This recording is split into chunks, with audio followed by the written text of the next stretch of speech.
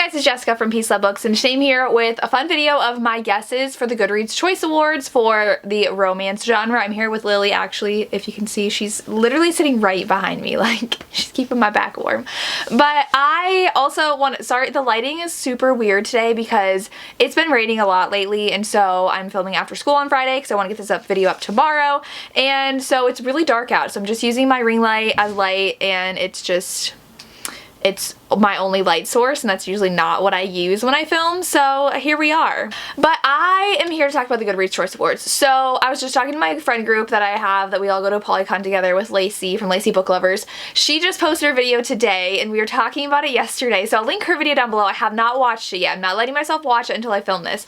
And I have not done this video before. I've done a reaction video, and I always read the top 10 choices at the end of the year, but I thought it'd be fun to guess. But we haven't gotten any information from Goodreads whatsoever. Usually we get an email like hyping it up, telling us it's coming.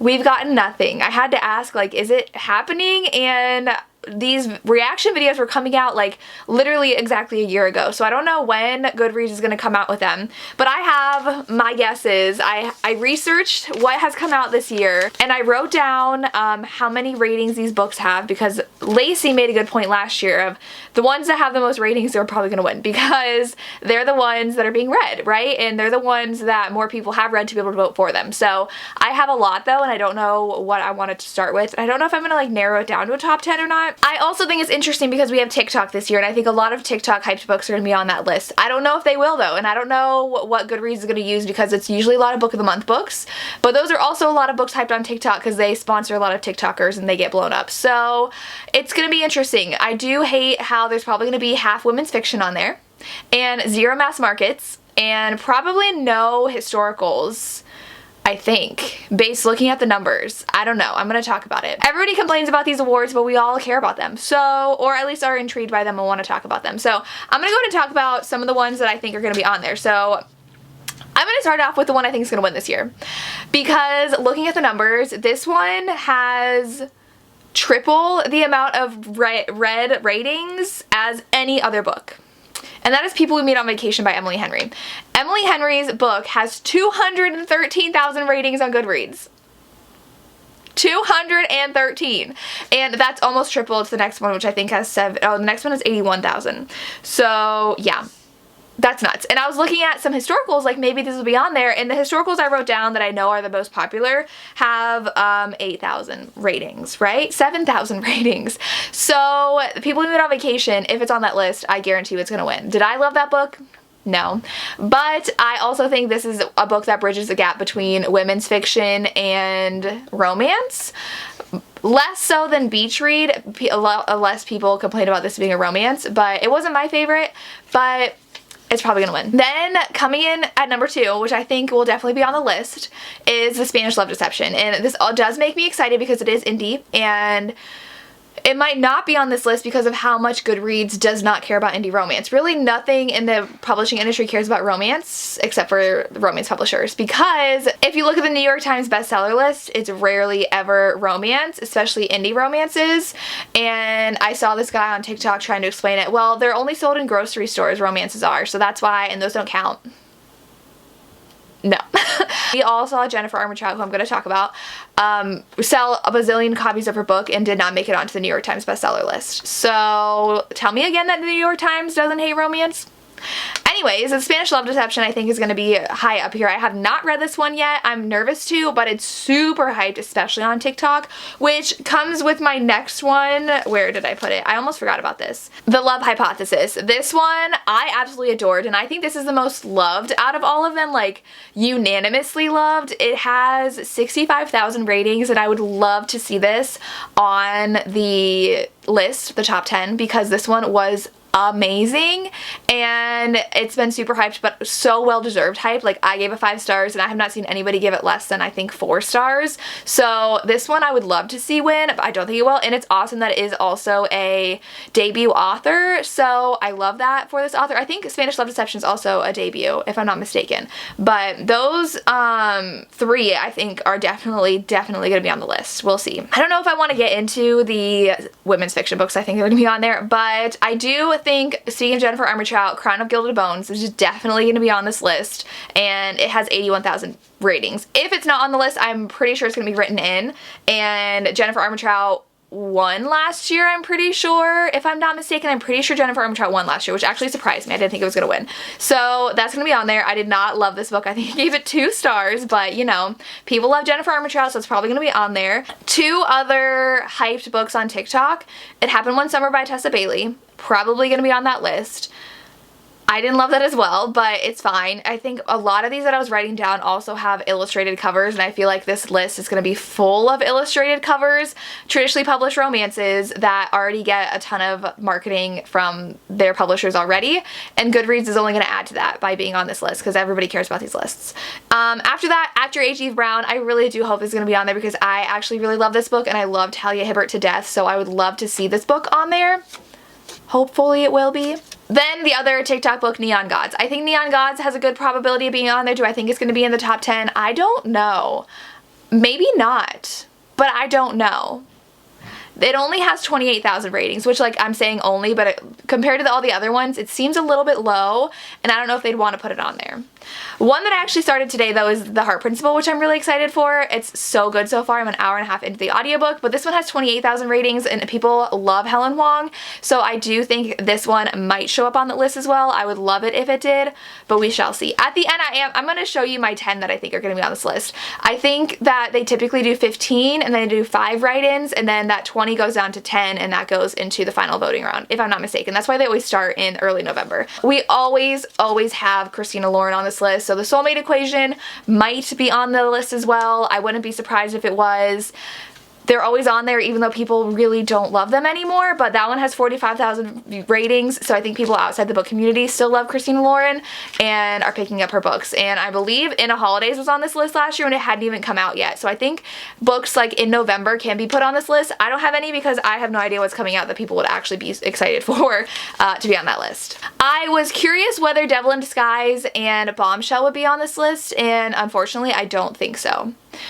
Not a lot of historical romance goes on there. Evie Dunmore didn't have a release this year, so I don't know if there's any trade paperbacks that would be on this list, but I was hoping, but Bombshell only has 4,000 ratings, which really surprised me. So usually Lisa Kleypas or Sarah McLean are the only historical authors that make this list, but I highly doubt they are. Another well-loved book that's probably going to be on here is The Last Stop, which I would love to see more sapphic representation on this list. This one, it has 67,000 ratings, and Red, White, and Royal Blue was on the list when that released, so Casey McQuiston is a very well-loved author, and I could definitely see this being on the list. We're gonna go to the 3 women's fiction, actually, that I think might show up on this list. The first one, they absolutely love Beth O'Leary. The Road Trip came out. It's got 24,000 ratings on Goodreads.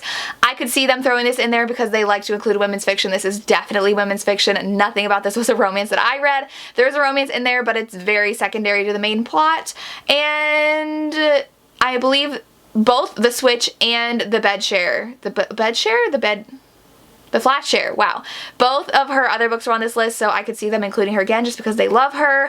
We also have Just Last Night by Vari McFarlane, also has quite a lot of ratings. It has 16,000, but they do like to include her as well on these lists. I'm pretty sure they've included her before, and it's women's fiction with a illustrated cover. They love that. But we also have Honey Girl, which I would be surprised if this wasn't on there. This book I read, and it is the least romantic book that I've read. It is sapphic, and it was marketed as Wake Up Married in Vegas, but it is definitely a finding yourself post-grad kind of story. Nowhere near romance, and it was heavily marketed incorrectly, and I could see people shelving it as romance on Goodreads because I know Goodreads does use shelving as well to determine their picks. And so Honey Girl I probably can see being on this list, even though it is not a romance, and I didn't enjoy it because it wasn't a romance. It's not a book I like to read. I don't care about like finding yourself after college kind of books. That's what this was, and it was marketed to me as a Wake Up in Vegas married romance. So again, I would love to see the sapphic representation on this list, but this is not a romance. So we'll see if it is on there. I would be very surprised if it wasn't. I thought J.R. Ward might make this list because hers usually do, but Lover Unveiled only has 6,000 ratings, so not a lot of people have read Lover Unveiled, but J.R. Ward does end up on these lists a lot. So I don't know. Let me know if you think J.R. Ward is going to be on there. I don't think so, but we shall see. For a couple of indie possibilities, I do think All Roads Lead Here has a possibility of being on there or written in by Marianne Zapata. People love, love, love Marianne Zapata, and I think she usually ends up on the list, and I can see a lot of people writing her book in. Will it make the initial top 15? Maybe. Probably not, but I could see this being written in. I also can see The Devil Wears Black being on this list. 2 years ago, I believe that LJ Shen had 2 books on the initial list, and that was surprising. Her book does have 22,000 ratings, but I have not heard really anything good about any of her books recently, so I would not want this book to be on there, but I wouldn't be surprised if she was the one they chose as an indie author because her books do very well. Another book that was from Book of the Month is The Dating Plan. It does not have that great of ratings, but it does have 22,000 ratings, which I was very surprised by because it's a Book of the Month pick, so Book of the Month books usually get on this list because they reach a lot of readers, and I don't know if publishers pay to be on Book of the Month or not, but this one did have a lot of money behind it because I saw it a lot of places, so this is a possibility as well. We also have Everybody Who Loves Abby Jimenez, Life's Too Short, which also lends itself to women's fiction. It's much more about her story trying to take care of her sister's daughter and falling in love with the neighbor next door and dealing with her own fear of an illness she might have. So this one I did not enjoy because it was very, very women's fiction-y, but people really love Abby Jimenez. I'm pretty sure she's been on it for every book, so this one's probably going to be on that list as well. Another one that I didn't think about that I did see in Lacey's thumbnail, so I'm kind of cheating, but it's The Invitation by Vi Keeland. I feel like Vi Keeland is not popular on social media with readers. I never see her on TikTok, I never see her on BookTube, and I rarely see her on Instagram, but her books sell. She is always in the top 10 on Amazon. She does so well with it, and this book already has 21,000 ratings. So as an indie choice as well, I could definitely see Vi Keeland appearing on this list. The list also loves Jasmine Guillory. Jasmine Guillory did publish While We Were Dating, which has 13,000 reviews. This might be on there. They really do love including her. A lot of people love including her on a lot of things, even though I personally don't love her books. She's been on like Good Morning America a lot, and she's always like in magazines. So this one probably, but it's number 6 in the series, which I didn't know, but Goodreads loves to include books and series as well on this list. What else do we have? Second First Impressions by Sally Thorne, I completely forgot came out, but it does have 33,000 ratings, and I would be pleasantly surprised if this book was on there because I thought it was adorable and I really love the romance. It was so cute of them working at this like retirement home, and it's just so cute. I love the hero, I love the heroine, I love how they live next door to each other, and it was adorable. And so I didn't realize it had 33,000 ratings. I think people who love The Hating Game might have also read Sally Thorne's other book and really liked it, so this would be really fun to be on the list. Another Book of the Month book is The Ex-Hex, and this one just came out though, but I could definitely see it on the list because it already has 25,000 ratings, and it came out like a month ago, maybe 2 months ago, I don't know. Book of the Month still sells it though. It was super huge on TikTok, so this could be another one influenced from TikTok being added to this list. But I don't know what sway TikTok has when it comes to the Goodreads Choice Awards.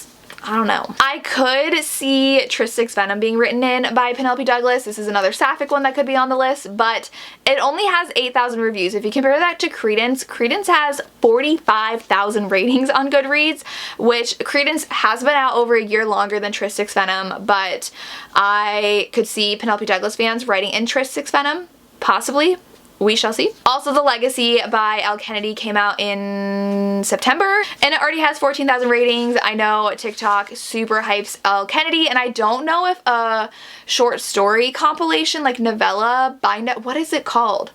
I'm blanking on the name, but something that's not a full-length novel that has like short stories and novellas inside of it would be on this list, but that is a possibility with Elle Kennedy's. I don't think I've ever seen that before, but it is a possibility. And the last one I have is The X-Talk, which is another Berkeley romance. I feel like Berkeley really does well on these romance lists, and especially with Goodreads, and The X-Talk is a really fun one, which is fake dating, like fake ex dating kind of thing. I really enjoyed this book, and it does have 28,000 ratings, so it did come out a while ago. I feel like when I think about books that came out in like February and March, I completely forgot that they were hyped and completely forgot to add them to this list. I'm sure there are a lot more women's fiction. Lydia Bird was on here last year. Typically there are a lot more authors that are on this list, and I'm just blanking on what those are because I don't pay attention to women's fiction. There can very well be many others that are put on this list that I have never even heard of or have seen in passing that I'm like, that's not a romance. But Goodreads, please don't disappoint me this year by including half women's fiction. And I will go ahead on the screen and put what I think the top 10 are going to be. Over myself right now, put the top 10 that I think are going to happen. I've already called it. I think People We Meet on Vacation is going to be number 1. It's going to win. Everybody loves Emily Henry. Everybody loves this book, and we have over 200,000 people that have read this book in a year, which is insane to me. I love that for the romance genre. I love that for Emily Henry. Did I love this book? No, but I really do enjoy Emily Henry's writing because I loved Beach Read, which like I said, is more women's fiction than People We Meet on Vacation. But I'd be interested to see how many TikTok popular books are on this list, how many indie romances they include, and how many mass markets. Historical romances, I would love to see more historical romances on here, but unfortunately I don't think we've had many that are super huge. Once the Tessa Dare book comes out, I can definitely see that being on this list, but that's not out yet. So I don't think there's another author like Lisa Kleypas or Sarah McLean that we get such a big show up for their release. So yeah, I don't know. I'd love to see like Joanna Shupe on there or my fave Lorraine Heath on there, but I don't see it because those books aren't like super hyped and widely read.